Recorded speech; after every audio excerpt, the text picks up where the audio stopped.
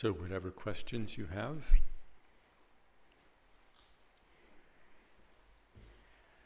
Anything, questions you might have about comments that we started out with? The encouragement to begin with the notion of a brief session so that you can really be there, be present, and expanding that. Or anything else that's on your mind. Yes, Gail.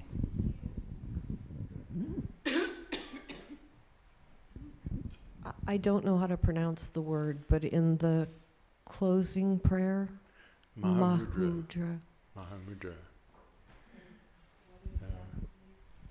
Yes. Well, 6 words. 6 words. Well, Mahamudra, I'm tempted to joke and say, oh, no, absolutely, I can't explain it. And that would be very correct for me to say that. But we go ahead and talk about things that are beyond what we can talk about all the time. So given that caveat that I'm talking about something that really can't be talked about,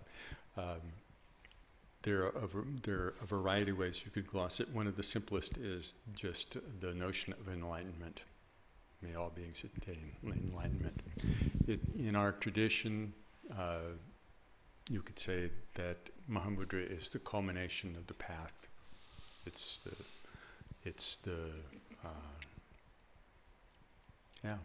realization, full realization of enlightenment. So it's liberation in its ultimate sense. The way that the term is used it's kind of interesting because the perspective in this tradition is that the ground of our being, our basic nature, is this intrinsically pure Buddha nature that's beyond concept. And so the ground of realization is that. And we'd say that's the ground, that's ground Mahamudra, that's the basis. The basis is what we're already endowed with, but we don't see. And then there's path Mahamudra, which is the means for actually uncovering that. And then there's the fruition Mahamudra, which is the actual discovery. So it's used in those sense. And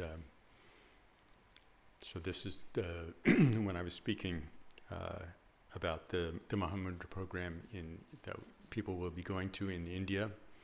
It's actually an opportunity to receive teachings on you could say a basket of practices that allow us to kind of integrate a number of methods so that we can actually engage in the path Mahamudra part, engage in the discovery in a kind of an organized and somewhat efficient method. So that's Margaret.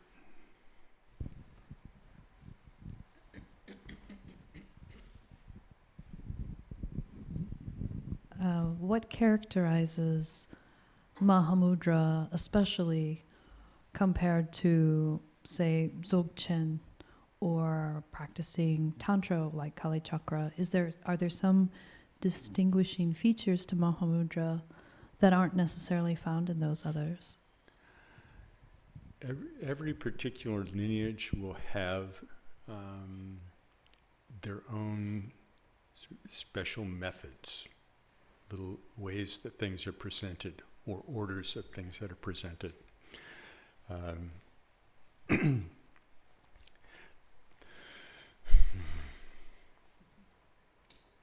you want to again? Yeah, Dora's going to be brave here.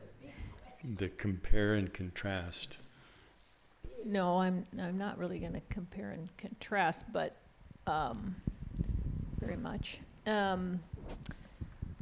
Well, I think maybe it's helpful to just talk about in the Kagyu lineage we have the traditional progression, you could say a progression of meditation practices where we have calm abiding, or shamatha, that we do, so cultivating attention and stability of the mind. And then we have what's vipassana in Sanskrit, or latong in Tibetan, or insight in English, which is then practices where you're really looking at the mind, so using that stability as a basis, then you inquire into the nature of the mind and begin to get glimpses of it. And then in Mahamudra meditation, the instructions tend to be it's a very almost formless meditation. It has very little to do. In fact, you're trying not to do. And it's said to be the union, or at least sometimes this is one way it's described, said to be the union of the calm abiding and the insight.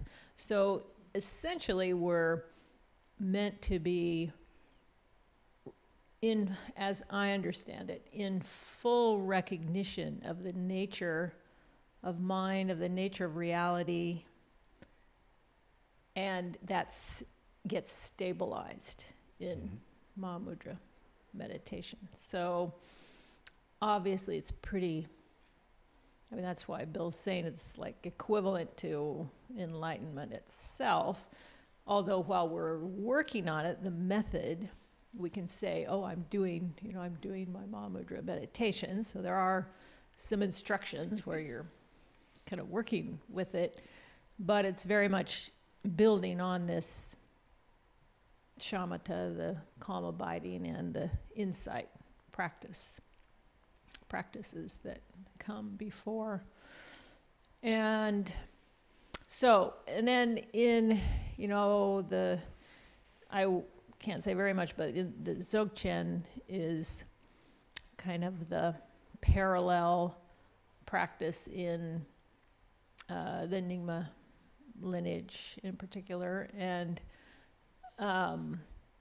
some people seem to say that it's basically the same thing, but there's just some different instructions for it. It's just presented a little differently, but it's getting at the same thing, and it is similarly, at least part of Dzogchen meditation is also kind of formless in nature.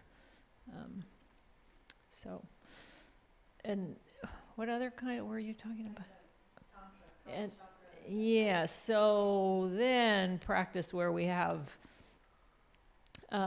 creation stage practice and completion stage practice, where we have practices where you have a yidam or that kind of thing.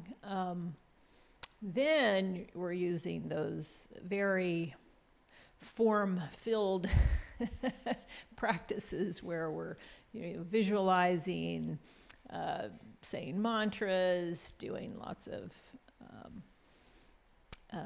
prayers to accumulate merit, and all kind. So a much more, it's I call it there's an official word for it, but anyway, it's meditation with form, in a sense. And then also within those practices, though, you always have a dissolution of the yidam, a dissolution of the visualization that you've built up, and that is called then the completion stage. So you have creation stage, completion stage in those kind of practices, and that dissolution and completion stage is kind of similar to, it's kind of like having the Mahamudra practice, a little piece of it in your inside of that type of practice. That's how I look at it anyway.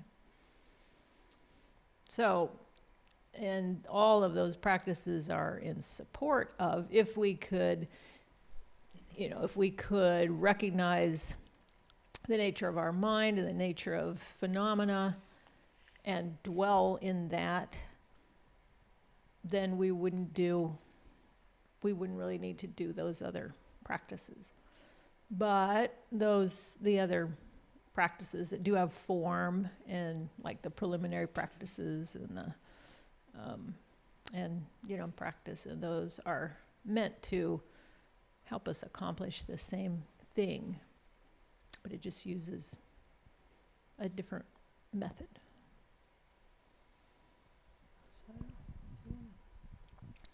Add or subtract.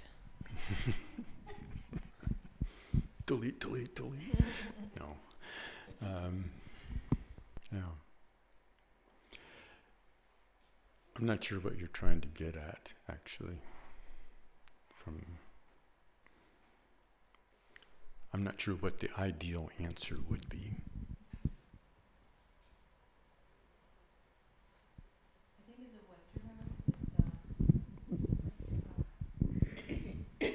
As a Westerner, it's more difficult to to actually feel or relate to on a very deep experiential level deities that you have just been exposed to in the past 2 or 3 years. And I wonder if that will be possible for me. And so I'm kind of searching for a method to go through this path that I think that I can do. And when I think of doing Kali Chakra with all these complex visualizations and the amount of faith and understanding and belief you need to have for these deities, I don't know how long that's going to take me just to get that. And I know that faith is very important. So I'm just wondering, and I hear there after the preliminaries here, the Nongdru, then there's a Yidam program.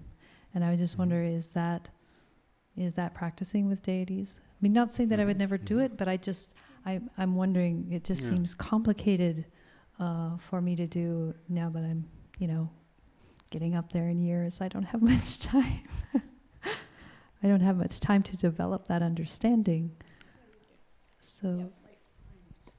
Yes, you have lifetimes to do it. Unfortunately, you have more time than you think.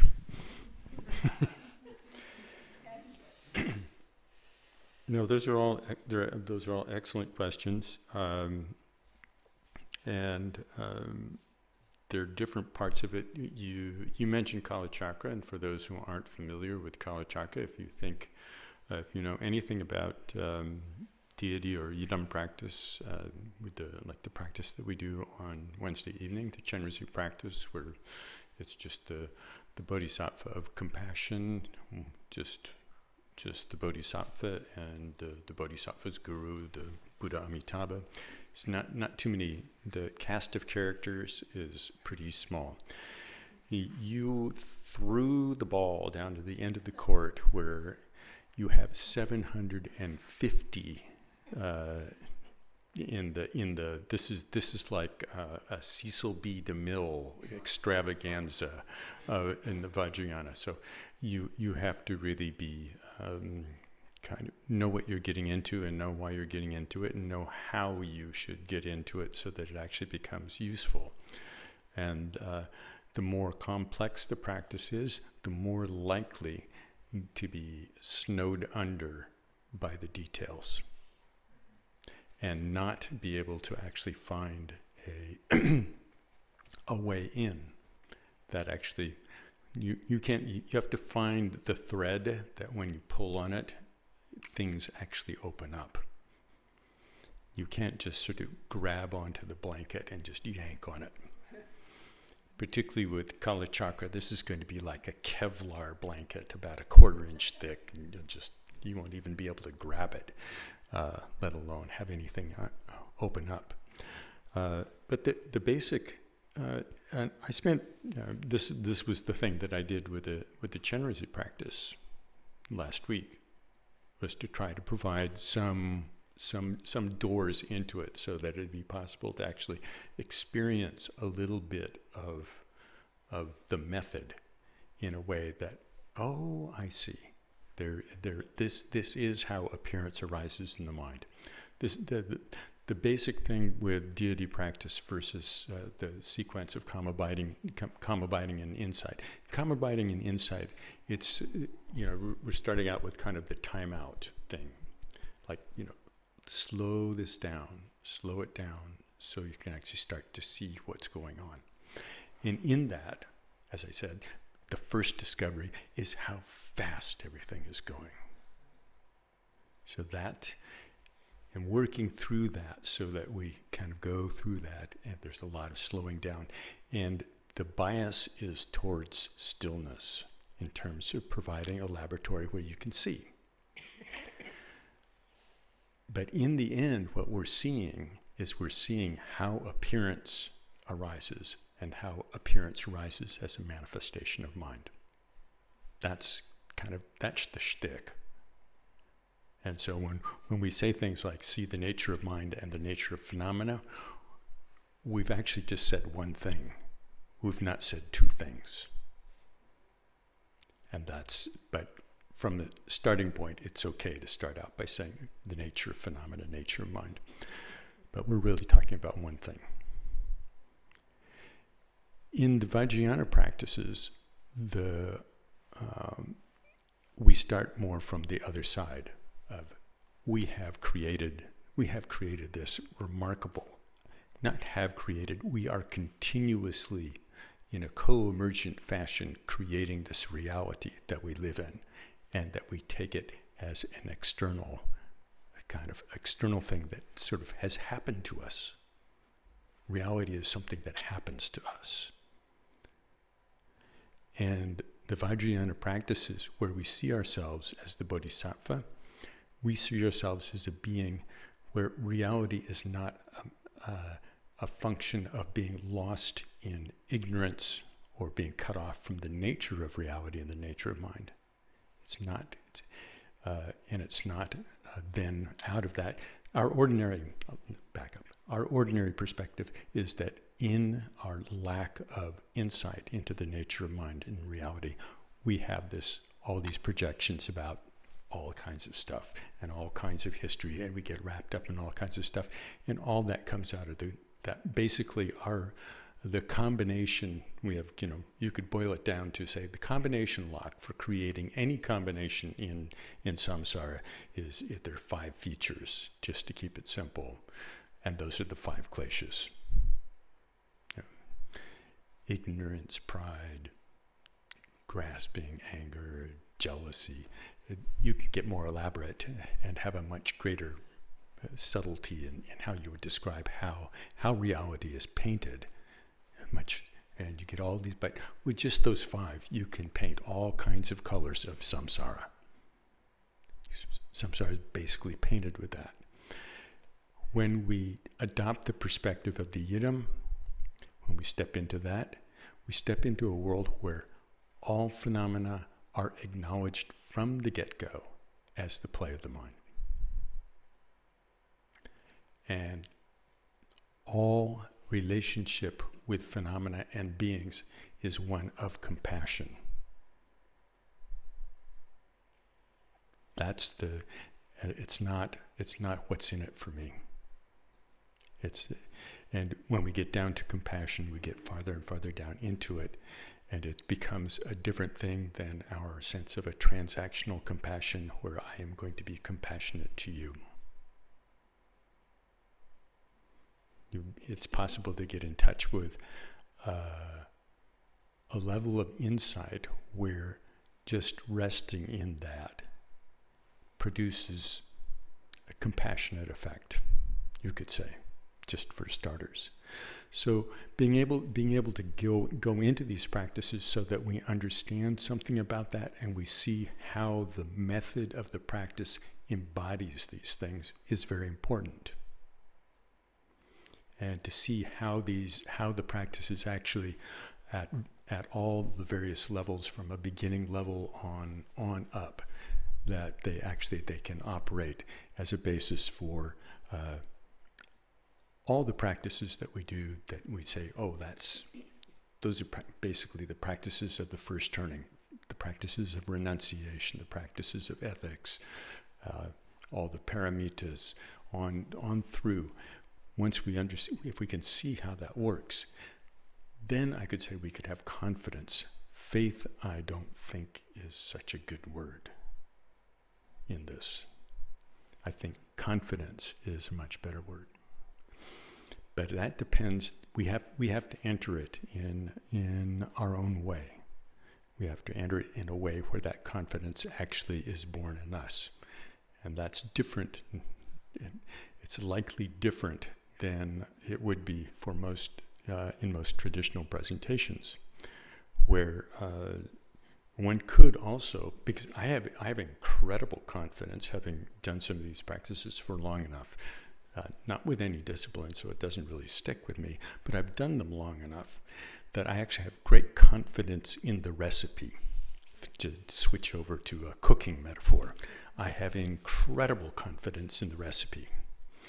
I have such confidence, I would say, that if you really could do it with a devoted heart, that you were really inspired to do it, you could actually be very precise about reproducing the recipe, and you would cook yourself a very nice bodhisattva, because the bodhisattva is already there. So, but for most of us, that path, of the entry point of devotion, is not adequate, because it will come along with things that sound like, well, faith in this, I don't know what it is that, I just met the other day. I just saw a few pictures in a book, and somebody says I should have faith and devotion. I don't actually have traction to get started. So I think it's possible to actually go into these practices with our eyes open, but I think it's necessary. I would say I would recommend not diving into practices like Kalachakra without having sort of just met, like, just Chenrezig, this nice kind of easy to kind of relate to, just the embodiment of loving kindness and compassion and insight. That's enough. Just kind of wrapping your head around that is enough. So I think there are ways to go through it. It's also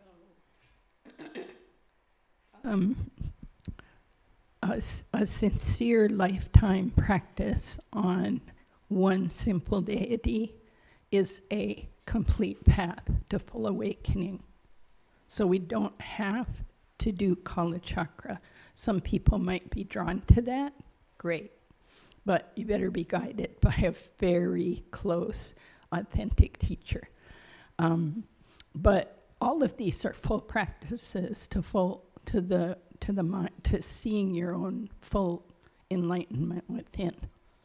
Tara, Chenrezig, Blue Medicine Buddha, Manjushri, any of them. And they're single deities. It's not so complex, but but if someone's really drawn to Kalachakra and gets the empowerment from someone like the Dalai Lama and has a close teacher and feels like they want to, I would think that would be something like the cave in the snow, like you go off for 12 years and you do nothing but that under the guidance of, because it is so arduous to memorize all those, But the end goal of seeing even Madhyamika path, you don't have to do deity practice to understand emptiness. The union of insight and calm abiding exists there too. So, there's just so many ways in Buddhism. So I don't know if that sounded like a little bit of what you might be saying. If I'm not drawn to deity practice, do I have to do that to get there? Nope. Some people aren't drawn to Tantra. It's not going to be their way. It's considered a faster path, whatever that means, because it starts, I always think about the Olympic training when I think about Tantra. or coaches that train the person, picture yourself receiving the gold medal. What did you have to do that? Picture yourself doing that instead of, okay, today start running, this far, tomorrow that far. So it's called the resultant path, Tantra is, because you focus on the result of one aspect of my enlightenment is right there. These deities, these descriptions of deities come from enlightened beings who, this is what they experience, so they describe it to an artist, or they draw it themselves, When I was in complete samadhi on, the nature of mind, this is what appeared. So that's where they come from. But we don't have to start with Kala Chakra with its, I can't even remember how many, it's 750 the last time I heard. where you memorize 750 characters, each with a this in their hand and a that in their hand and this color face and then that color face. Because that's just, I don't even know if that, I'm speaking for myself, would be useful for me until I got a taste of deity practice and felt drawn and wanted to do it. Because otherwise it's like, I haven't really run on the track very much and I kind of watched it, but how do you do the 26-mile marathon? Tell me, Yeah, so it's like that, yeah.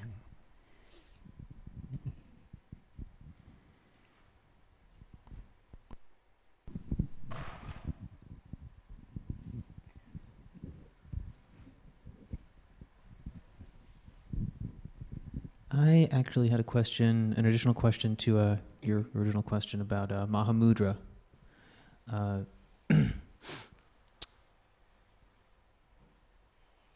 I have found that there seem to be a lot of words and ideas that sort of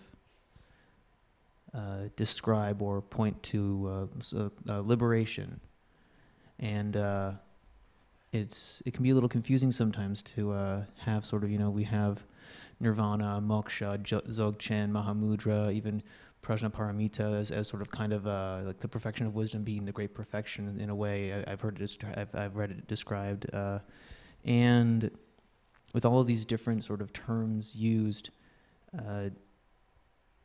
is there something that distinguishes one from the other at all?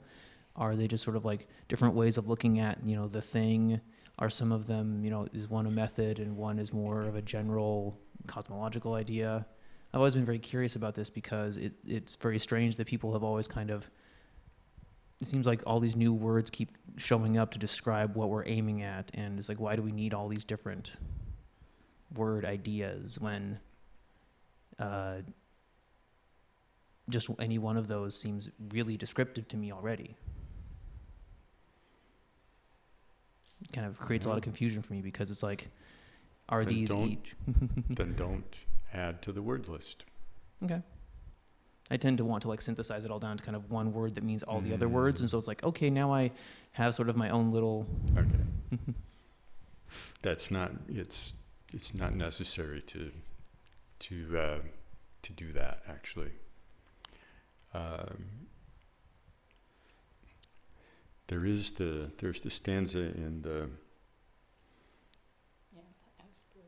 Mahamudra Aspiration Prayer, which now, because I'm not reciting it, it's not going to come out right, but it talks about Mahamudra, Madhyamaka, and Mahaati. And may I have the confidence that in understanding one, all are realized. That's the final line. So that points to that there really is, there's nothing kind of fancy about the destination, and it's more a matter of the approach. So you could say all the words, the difference in all the words would just actually by looking in the rearview mirror, you could say, oh, that describes something about how I got there. And there'll be little differences in that. But so it's more a matter of exactly how you arrange things to get there. And since we're all individuals and we all have our particular combination lock of kleshas, our paths will be distinctly unique in some regard. So we will find some attraction or repulsion to particular methods, and that attraction or repulsion won't necessarily mean that it's the right or the wrong thing. It could be quite sort of the inverse, but in any case, it will all kind of unfold differently, depending on exactly where we're starting, and who we run into, and what methods are available, and how we relate to them. But there are points where it's good to read more broadly, to just sort of get some sense of confidence that there are all these different perspectives. But there's also points when it's good to just put that aside and really deal with kind of what's right in front of us with our practice. The other part can be kind of an entertaining diversion, which also introduces confusion, because we'll make a project. We'll make a project out of synthesizing something, making a synthetic that actually doesn't really exist. It's kind of like you have all these different traditions and all these different people doing different things and sort of more or less winding up in the same place. But then when we try to synthesize it all, it's a little bit funny to me when I think about sort of like, it's kind of like I want to kind of order everybody, kind of like, could you all stop doing those different things and do exactly the same thing, so I could have one understanding of this and I could have one description of what It's you're like all expecting all roads to be the exact same road. Yes, yeah. Could you all get back on I-5? So there are times for where and this is kind of like breathing. There are times when it's good to look more broadly, and then times to let that go, and then you can then look more broadly again, and you'll but by virtue of having spent the time in the intimate part of your practice, then when that's nurtured, then the breadth of investigation that happens later on will be informative in a much different way. It'll be a different deal. So. Yeah, the analogy that has helped me the most with this, or metaphor, is the smorgasbord. Like we have this really huge smorgasbord of Dharma teachings in the West, and that's great karma, but we have no time to actually practice them, or very little. And we have a tendency to like to be entertained by the studying wisdom. But remember, we have to do study, contemplate, meditate. And then the fruit is the experience. And what I have found, now I've been kind of immersed a bit in two lineages, Gelug and Kagyu, just not looking for them, but it happened through the teachers I met, that it's very, very helpful to stay. This may be for you too. I found it for me. Stay in one lineage, and as Bill said, read whatever you want, but do those practices pretty routinely and stably and sincerely. And I'm really just repeating what he said. Once I got in about 15 years on the Gelug practices with one teacher, all the other things started making a lot more sense. And had I been hopping around the smorgasbord and even more trying to mush everything together so it will be one dish. You can imagine how bad that is, you know. I The need turkey- a bigger Cuisinart. Yeah, a Cuisinart, right? And then you're queasy. But yeah, yeah, right. Because you don't want the turkey tetrazzini in with the red Jello, you know, because they're perfectly fine.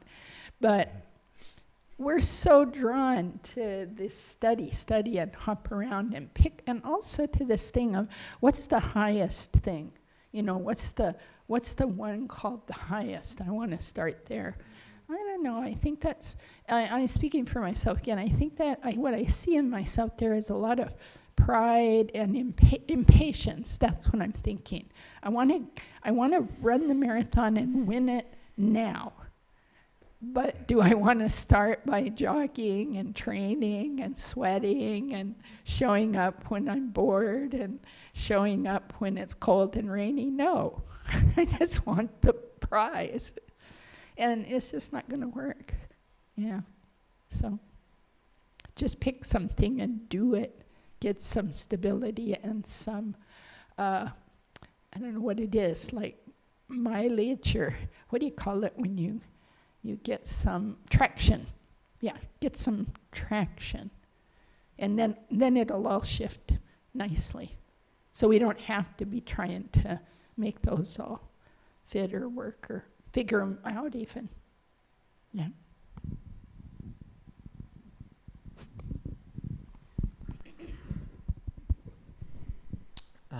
I've been trying to work more on meditations and practices with compassion and loving kindness. And I'm just looking for a little bit of assistance. I feel like sometimes it feels like going through the motions, and some of the genuine feeling that I guess I'm expecting to come out of those practices is not coming. It seems like, you know, visualizing people who I know, or strangers, and imagining their circumstances. I'm just kind of going through this practice, and I'm not getting this kind of visceral type of connection that I'm looking for. And I'm wondering if you have any suggestions on how to help cultivate that, or maybe it's just me being patient with continuing to practice.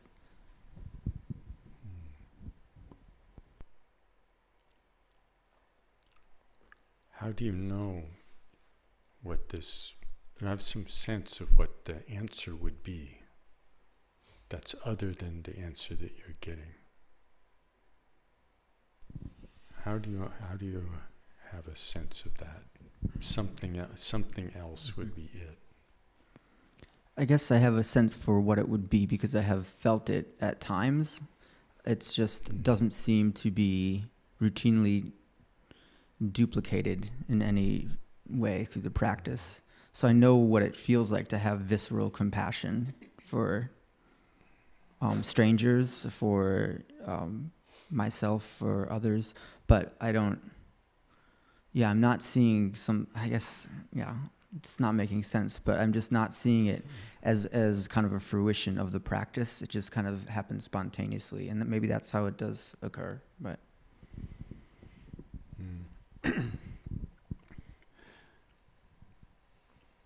I don't think there is a sort of a single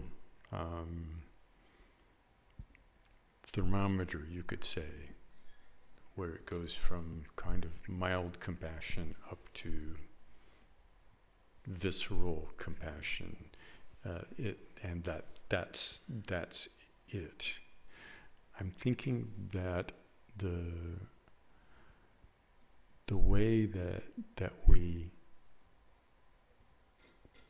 the experiences that we have when we're with people are related to the dynamic that's there at that time.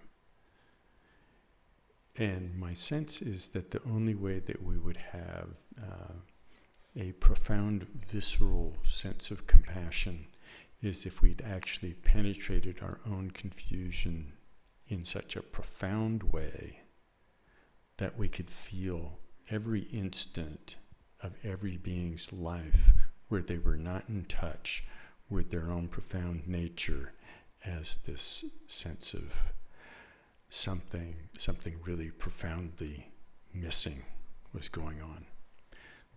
But then I think the experience there would not be the same as our ordinary sense of visceral compassion when something really severe catches our attention and we react in an ordinary way, where we're just kind of overpowered essentially by the feeling that I'm really glad that's not happening to me right now. And it's really too bad that it's happening to whoever. But that's a certain kind of strength of feeling. But I think to go deeper into it, you really have to, it's really absolutely essential to look deeper and deeper into how confusion and suffering arises in our own mind stream. How deep that kernel of disassociation is from our pure nature. And that becomes kind of like a different deal than what compassion is it becomes deeper and deeper. That looking for the dramatic visceral feel as the yardstick for whether or not our practices of compassion are working, I think can be misleading. It can lead us off. So some of it really goes back to, I'd have to know more about all the different particular practices that you're doing. But it sounds like you're doing some of the work with the four immeasurables. And those can have kind of incremental kind of openings when we train ourselves over and over again to pay attention to certain kinds of things, pay attention to things in relationship to others, pay attention to our reactions and how our reactions arise in our habitual pattern and how they could arise in a different way. That's a very incremental thing. There may be times when it feels kind of like our first meeting is kind of dramatic, but then we get to the kind of, and what have you done for me lately? We sort of take it for granted that this process that's actually going on, and we're becoming more familiar and more engaged at a deeper level with our connection with others, but it's just not dramatic. So, but I think going more deeply into seeing our own confusion and seeing how it actually can come apart, that will go deeper and deeper into compassion, and we will discover something that's quite different than just recoiling at the sight or hearing about something that's kind of dramatically bad. It's a different kind of thing. But just to kind of wrap it up, because I've been wondering a little bit, just that piece of seeing deeply into confusion and deeply into the layers of suffering is the place where it will go down deeper and deeper, and it won't look visceral in the same way. It won't necessarily not be visceral, but that's not the single hallmark. Yeah. And you'll have to correct me for not knowing the specifics, but just the different types of suffering. Mm-hmm. And I guess I can't reference all of them, but there's the one that is just like the very just deep essential suffering of not knowing the nature of our mind, right? So this mm-hmm. just this trapped feeling of, the suffering. Sometimes the suffering of conditioned existence, suffering mm-hmm. of cyclic existence, that being constantly looking elsewhere, mm-hmm. other than straight into the nature of mind. Right. So that primordial type of confusion and pain and suffering.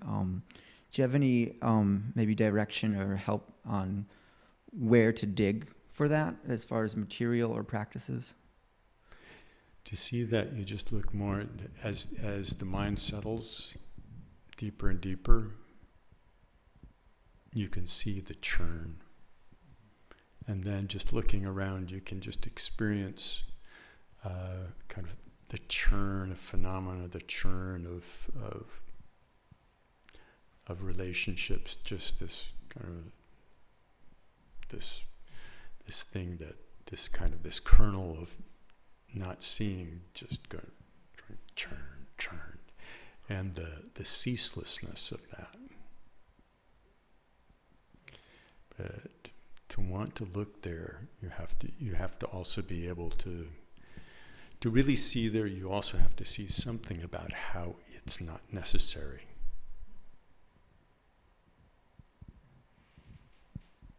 To really see into that. But the three types of suffering, sometimes they're really held out as sort of three different things. But it's also helpful to look and to see that it's more like a continuum from this lack of recognition that then charges everything, that sort of basically you wind up with something that doesn't need to be distorted, but it's got a twist in it.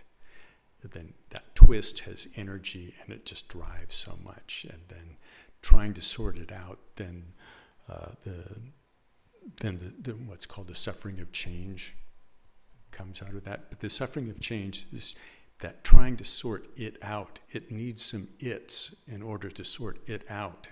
And so you need to have stability. And so this grasping after stability in the sea of impermanence is a fundamental, there's another kind of disassociation there. That, I don't know if I'm using the word correctly, but kind of this disconnection. I want to settle this thing, but I can't find I'm trying to settle a thing when there are no things. So it's kind of misdirected, and then the suffering of suffering is built on that. The things that I was doing fine, as long as I could see this one condition is stable, and then the stable condition of my leg stopped being stable and it's broken now. So it's kind of it's a continuum. You can see it also as a continuum.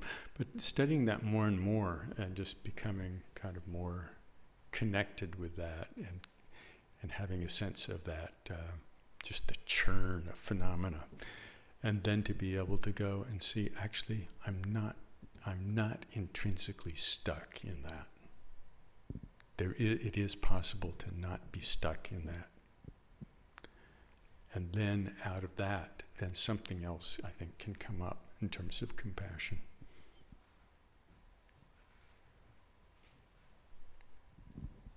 Thank you.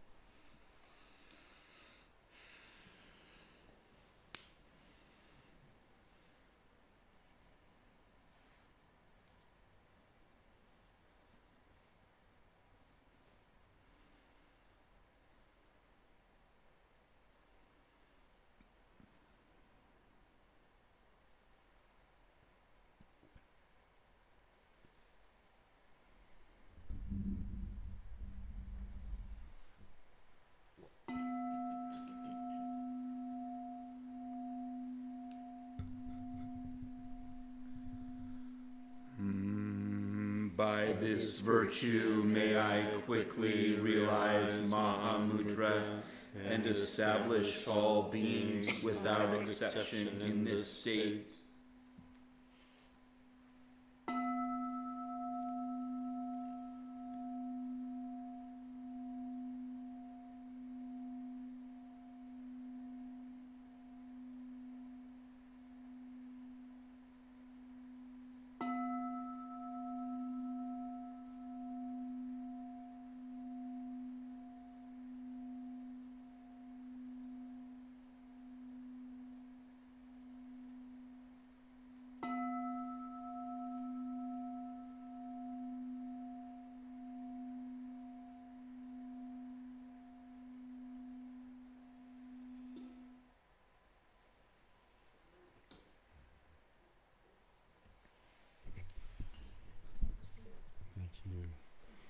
There is the last phrase in a prayer that Loka Rinpoche used to recite before every teaching.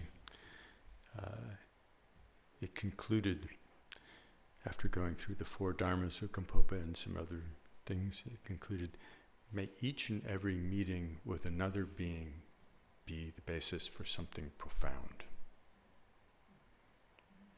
So that's another dimension of how to look for those opportunities for compassion and that connection. Because you don't know. So if it really comes down to that, like each and every meeting with another being could be the occasion for something profound.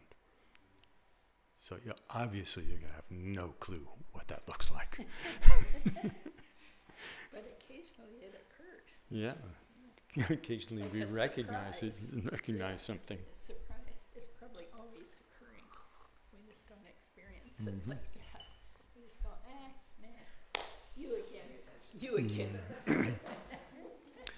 again. Tendril tapla kepar jinji lapto. Dril se dundan dempar jinji lapto so. You again. Tuchiche. Okay. Whew. Nice long day. That was a good session. I felt. Good questions. Well, we just found out that that Emily is a neighbor of ours, not so far away. Really? Yes, just in August she moved. I knew she moved. I Ivy. didn't know she's so Yeah. close to you. Yeah, Where is we- she? on Ivy, which is about 3 blocks. Oh, yeah. away. And we were coming out the door, going off to the gym, and she came walking by walking the dog. We're talking about you. Is Ivy south? North. North. Oh, north. Okay, okay. Oh, it's one of those short streets. Yeah. Yeah, that's why. Oh, cool. That's where you moved. Cool. Yeah. You have a dog? Roommate. So Oh, we roommates. become close. It's like I took care of him one weekend, and now he's like Yeah. attached to me, which is like really happy. Oh, what kind? He's part pit bull, part healer. Part what? Pit bull, part healer. Pit bull and what's a healer? A healer, it's like a herding dog. Oh, oh, So yeah, he's like a high energy, yeah, but also yeah. very loyal. And what's his name? Poncho. Pancho. Yeah, he was really Pancho happy Villa. when he saw you. Pancho or Poncho? Poncho. I had a dog in college that I named Pancho. Really? Yep. Much I smaller. don't know why. That's just